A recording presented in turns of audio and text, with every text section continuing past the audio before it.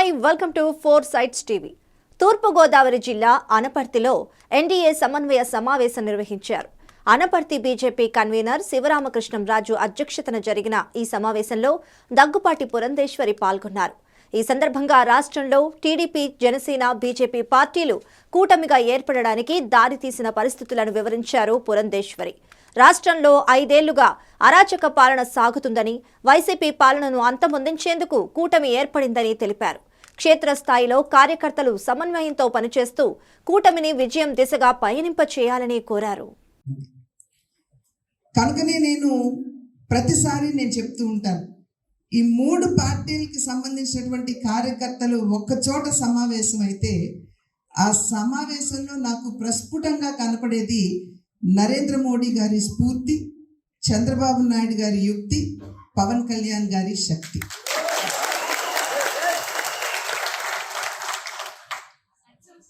బాధ్యత కలిగిన సత్యం శివం సుందరం బాధ్యత కలిగినటువంటి కార్యకర్తలంగా ఏదైతే మనం చూస్తున్నామో దాన్ని మనం యథావిధిగా ముందుకి కొనసాగిస్తూ ఈ యొక్క పొత్తు పటిష్ట కోసమై మనం అందరం గట్టిగా పనిచేయవలసినటువంటి అవసరం చాలా ఉంది. ఇందాక మాట్లాడుతున్నటువంటి సందర్భంలో చెప్పారు, రాష్ట్రంలో పొత్తు ఎందుకు పెట్టుకోవాల్సి వచ్చిందో ఆ వివరాలు కూడా పెద్దలు చెప్పడం జరిగింది. సాధారణంగా ఏ రాజకీయ పార్టీ అయినా సరే 175 అసెంబ్లీ నియోజకవర్గాలకి, 25 పార్లమెంట్ నియోజకవర్గాలకి మేమే పోటీ చేయాలని చెప్పి ప్రతి పార్టీ కూడా ఆశించడం, సంకల్పించడం సహజం. అయితే ఇవాళ రాష్ట్రంలో ఉన్నటువంటి పరిస్థితుల దృష్ట్యా ఈ పార్టీలకి సంబంధించినటువంటి అగ్రనాయకత్వం ఏదైతే ఉందో ఒక నిర్ణయం చేయటం జరిగింది. రాష్ట్రంలో ఉన్నటువంటి పరిస్థితులు ఏమిటి? 5 సంవత్సరాల క్రితం ఒక ఛాన్స్ ఇవ్వండి అని అడిగిన పాపానికి తెలుగు ప్రజలందరూ కూడా ఏమో ఒక్క ఛాన్స్ ఇస్తే ఏం పోతుంది అనేటువంటి ఆలోచనతోటి వైఎస్ఆర్ పార్టీకి పట్టం కట్టడం జరిగింది. జగన్మోహన్ రెడ్డి గారు పదే చెప్తారు, ఫ్యాన్ ఇంట్లోనే ఉండాలని. నిజమే, ఫ్యాన్ ఇంట్లోనే ఉంటుంది. కానీ ఇంట్లో ఉన్న ఫ్యాన్ స్పీడ్ ఎంత పెడతాం మనం? 1, 2, 3, 4, అతి కష్టం మీద 5 ఉంటే. కానీ తెలుగు ప్రజలు అనాలోచితంగా ఫ్యాన్ స్పీడ్ని 151 మీద పెట్టేశారు. దాని పర్యవసానం ఏమిటండి? ఇంటి కప్పు ఎగిరిపోయింది, గోడలు కూలిపోయాయి. ఇవాళ శిథిలావస్థలో ఆంధ్ర రాష్ట్రం ఉన్నది అనేటువంటి విషయం మనం ఇక్కడ గమనించాలి. మెగా డిఎస్సి అని చెప్పి అన్నారు, ఇంకొక అబద్ధం. ఎన్నికల సందర్భంలో మెగా డిఎస్సి అని అన్నారు. నేటి వరకు 5 సంవత్సరాల కాలం జరిగిపోయినా నేటి వరకు కూడా మెగా డిఎస్సిని అనౌన్స్ చేసేటువంటి మనస్సు మన ముఖ్యమంత్రికి లేదు. 2.5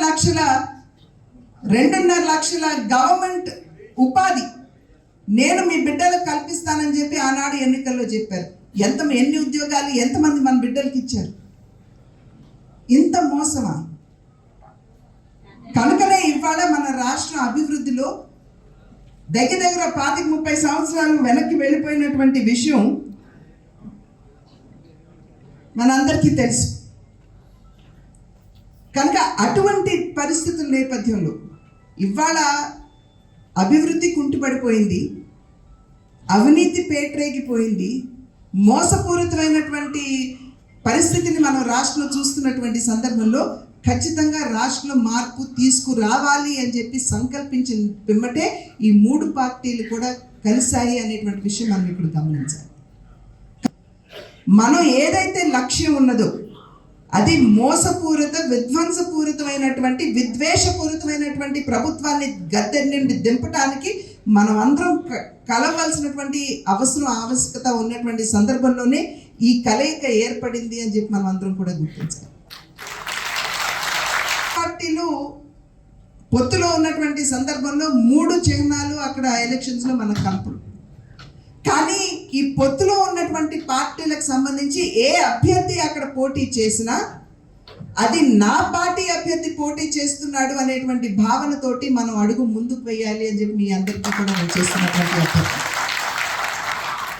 సమన్వయం పైన బాగానే ఉంటుంది, నాయకుల బ్రహ్మాండమైనటువంటి సమన్వయం ఉంటుంది, కానీ కింద కార్యకర్తల్లో సమన్వయం ఏర్పాటు అయితేనే, ఆ సమన్వయం ఉంటేనే మనం బలంగా అడుగు ముందుకు వేసేటువంటి అవకాశం ఉంటుంది. కనుక బూత్ స్థాయి నుండి మండల స్థాయి వరకు ఆ పైన ఉన్నటువంటి నాయకులు ఎలాగో సమన్వయంతో ముందుకు వెళ్తారు, కానీ కింద ఉన్నటువంటి కార్యకర్తలు చేసేటువంటి అభ్యర్థన మీరు కూడా సమన్వయంతో, మనం అందరం సమన్వయంతో ముందుకు వెళదాం. ఇవాళ ఏదైతే మన నాయకులు నిర్ణయం చేశారో ఆ నిర్ణయాన్ని గౌరవిద్దాం.